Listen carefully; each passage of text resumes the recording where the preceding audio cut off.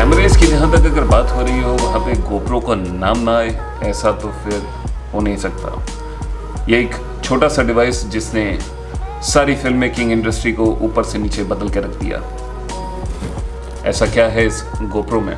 ये एक छोटा सा कैमरा, इस छोटे से कैमरे को आप कहीं भी ले जा सकते हैं। इसमें आप 4K वीडियोस शूट कर सकते हैं, टाइम लैप्स से शूट कर सकते हैं। वाटरप्रूफ कैमरा है और इतना ज़्यादा छोटा है कि लिटरली आप इसे कहीं भी डाल दो भाई गायब हो जाता है। मैं गोप्रो का बहुत बड़ा फ़ैन हूँ और हर बार जब ये एक गोप्रो लॉन्च होता है तो मैं हमेशा यही सोचता हूँ, क्या ये अल्टीमेट कैमरा हो सकता है? क्या ये अल्टीमेट गो टू कैमरा हो सकता है? क्या ये अल्टीमेट व्लॉगिंग कैमरा हो सकता है? तो दोस्तों, आज की इस वीडियो में हम बात करेंगे गोप्रो के latest edition GoPro hero 9 black के बारे में। क्या गोप्रो हीरो 9 एक अल्टीमेट व्लॉगिंग कैमरा है?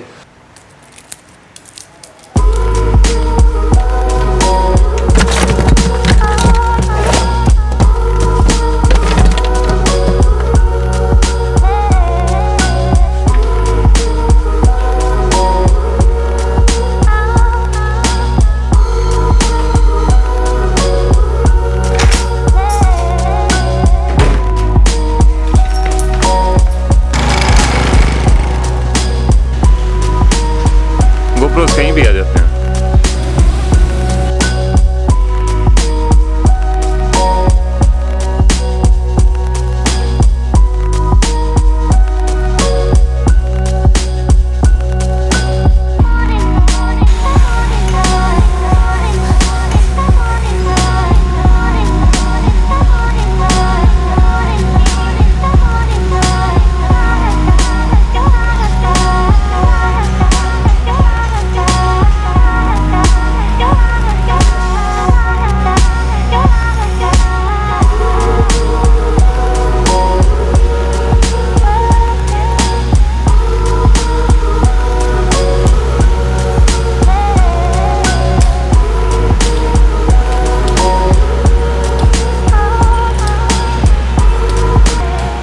सबसे पहले हम इसके हार्डवेयर स्पेसिफिकेशंस की बात कर लेते हैं। इसके बाद हम बात करेंगे क्या इसमें अपग्रेड्स हुए हैं हीरो 8 से। फ्रंट में इसके 1.4 इंच का कलर डिस्प्ले दिया हुआ है जो कि टच स्क्रीन डिस्प्ले नहीं है। बैक में जो इसका है वो 2.27 का डिस्प्ले है जो कि टच स्क्रीन है। फ्रंट में जो लेंस है आप इसको रिमूव कर सकते हैं, जैसा कि हीरो 8 में आप इसको रिमूव नहीं कर सकते थे। बैटरी इन्होंने बढ़ा के दी है 30%, जो कि पिछली जो थी वो तकरीबन 1300 mAh की बैटरी थी। अभी जो है 1720 mAh की बैटरी है, जिसमें गोप्रो क्लेम कर रहा है कि आपको 30% ज़्यादा लाइफ मिल सकती है।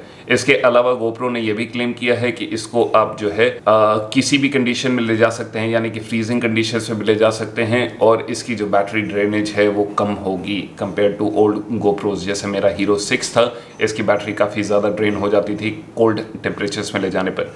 इसके बाद दोस्तों, यहाँ पे जो इसका इंटरनल जो GP सेट है वो GP1 चिपसेट यूज़ हुआ है, जो कि हीरो 6 में सेम यूज़ हुआ था। अभी तक इन्होंने अपग्रेड नहीं किया है। हीरो 7 में भी सेम था, हीरो 8 में भी सेम है और अभी भी हीरो 9 में भी सेम 3 साल पुराना चिपसेट चल रहा है। इसमें एक और इम्प्रूवमेंट इन लोगों ने की है जो कि हीरो 8 में भी इम्प्रूवमेंट की थी। इसका जो माइक है वो फ्रंट फेसिंग कर दिया है, यानी कि आप अगर यहाँ पे अभी देखेंगे तो यहाँ पे माइक्स हैं, इसके नीचे भी माइक हैं और इसके साथ साथ एक ड्रेन माइक भी दिया हुआ है, जैसा कि अगर आपका गोप्रो जो है अगर पानी में जाता है, पानी से तुरंत ऊपर आता है तो आवाज़ में जो चेंजेस होते हैं उसको ईजिली मॉड्यूलेट कर सके। इसके अलावा इसमें आप मॉड्यूलेशंस कर सकते हैं, इसके मॉड्स वगैरह हैं, इसमें आप लगा के एक्सटर्नल मॉड लगा के आप इसमें लाइटनिंग, आप इसमें जो गोप्रो का माइक यूज़ कर सकते हैं। इसके अलावा आप थर्ड पार्टी माइक भी यूज़ कर सकते हैं, जैसे आपका रोड वीडियो माइक्रो हो गया। अगर आप वायरलेस चाहते हैं तो वायरलेस आप यूज़ कर सकते हैं, अदरवाइज़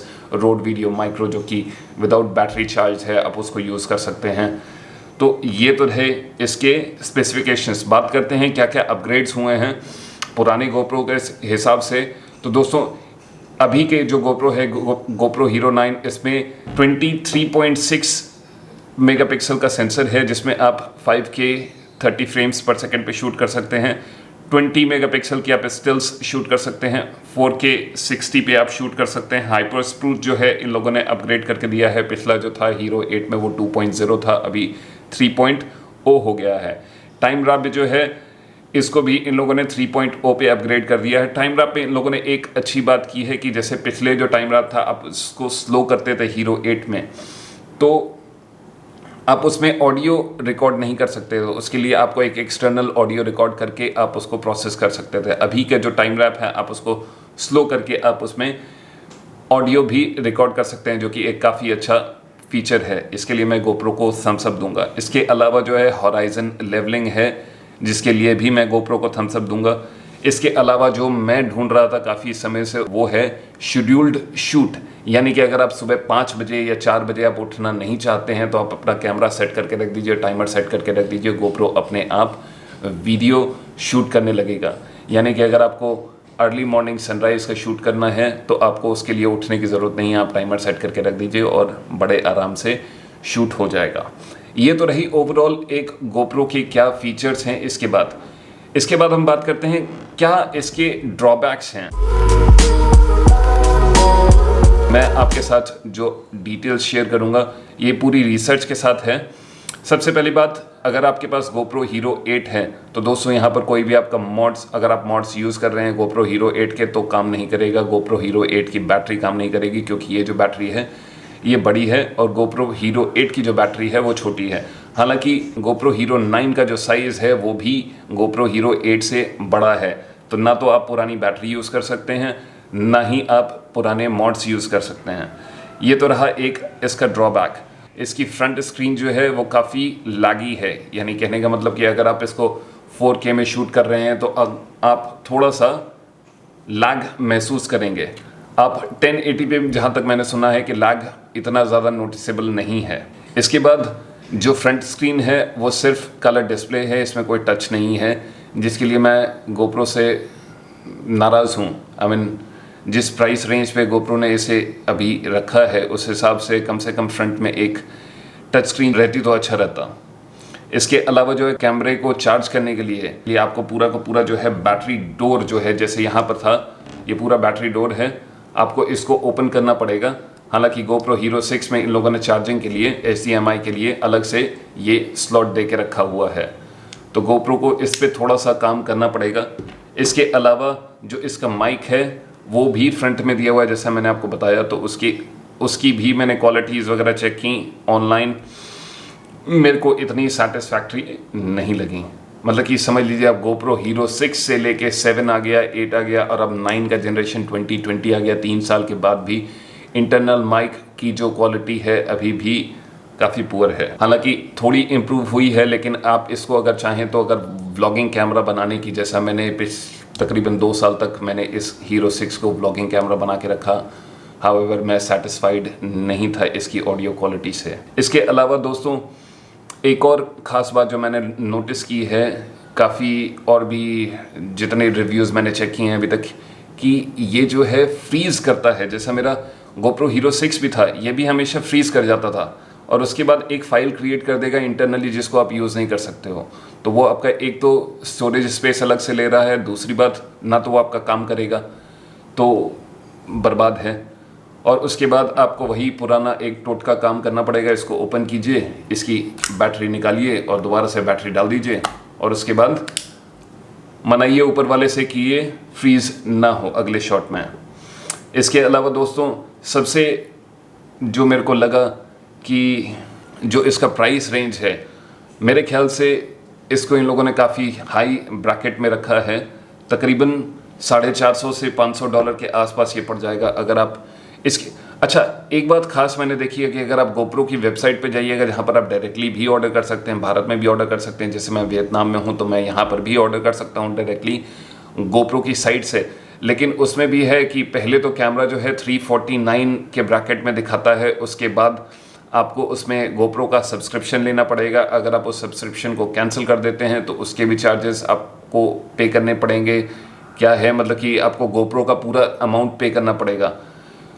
क्या अगर आप 1 साल की रिन्यू सर्विस करने से पहले अगर आप उसको कैंसिल कर देते हैं तब भी क्या आप ये पूरा अमाउंट उनको पे करेंगे? हालांकि तब तक तो आपके पास ये हार्डवेयर ऑलरेडी आ चुका होगा और साथ में ये जो ऑनलाइन सब्सक्रिप्शन है इसके साथ आपको ये 100 GB का क्लाउड स्टोरेज और कुछ और भी फैसिलिटीज़ दे रहे हैं, जो कि मुझे मालूम नहीं कितनी आप यूज़ करेंगे, क्योंकि मैं क्लाउड पे ज़्यादा स्टोर करता नहीं हूँ।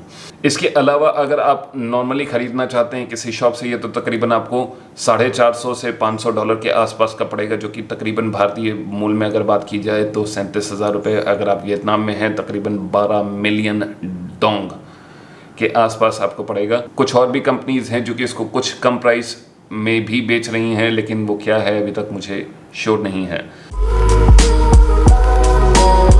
अगर इसका कंपैरिजन मैं इसके कंपटीटर DJI के साथ करता हूं तो DJI ने पिछले साल 2019 में DJI Osmo Action निकाला था, जिसका वेट जो था तकरीबन GoPro Hero 6 और 7 के बराबर था, जिसकी कैमरा क्वालिटी भी तकरीबन सेम GoPro Hero 6 जैसी थी। 12 MP का कैमरा था, 1300 mAh की बैटरी थी, और सबसे बड़ी बात जो रॉक स्टेडी मोड था, जिसमें आपका मतलब कि आप कितना भी इधर उधर कर लो वो आपका एकदम गिम्बल स्मूथ स्टेबलाइजेशन आएगी।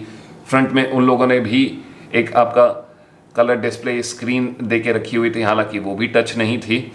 इसके अलावा जो DJI का Osmo Action है वो तकरीबन $350 के आसपास का रिलीज़ किया गया था, जो कि आज की अगर आप मार्केट में देखेंगे तो आपको हो सकता है डिस्काउंटेड में तकरीबन 18,000 17,000 भारतीय मूल्य के हिसाब से मिल जाए। अगर आप वियतनाम में हैं तो तकरीबन आपको 5-5.5 मिलियन डोंग का भी मिल जाएगा, जो कि तकरीबन हाफ दी प्राइस जो GoPro Hero 9 का है उसके बराबर है। लेकिन जो GoPro Hero 9 की नए फीचर्स हैं वो शायद उसमें ना हो, तो हो सकता है आने वाले समय में DJI जो है Osmo Action 2 लेके आए, जिसमें हो सकता है कि ये, मैं उम्मीद करूँगा कि DJI फ्रंट का जो इनका रहेगा डिस्प्ले उसको टच स्क्रीन बनाए।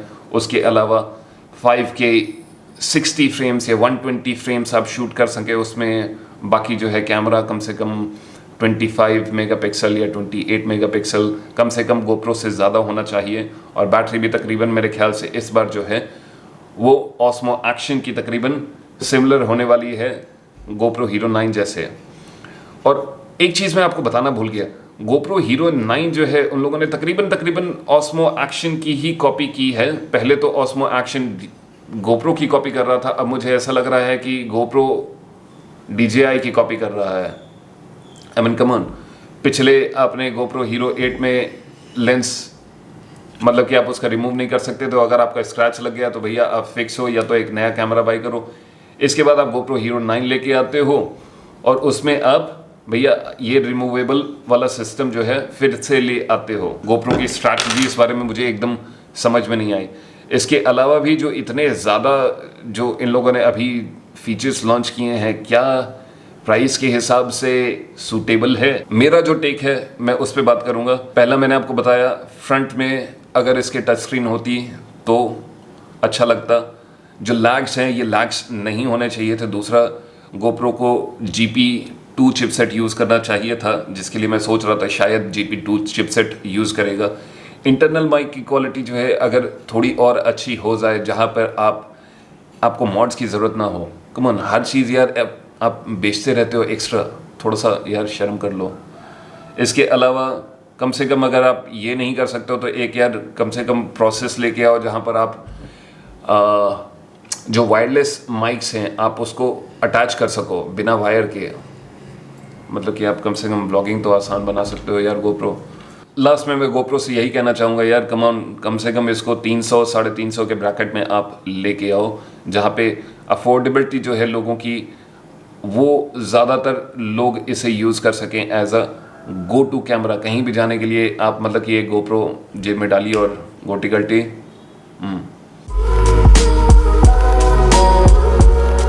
ये तो थी दोस्तों मेरी राय। आपका क्या कहना है GoPro Hero 9 ब्लैक के बारे में? आशा करता हूँ दोस्तों ये वीडियो आपको थोड़ा सा इन्फॉर्मेटिव लगा हो। अगर कुछ मैं मिस आउट कर गया हूँ तो प्लीज़ हमें कमेंट्स में ज़रूर बताइएगा। आपकी क्या राय है वो भी हमें कमेंट्स में ज़रूर बताइए। इसके बाद खैर हमारे वीडियोस और भी रिज्यूम होने वाले हैं, जहाँ पर हम और भी अपनी ट्रैवल जर्नी के बारे में शेयर करेंगे। और मैं राज सिंह मिलता हूँ आपसे फिर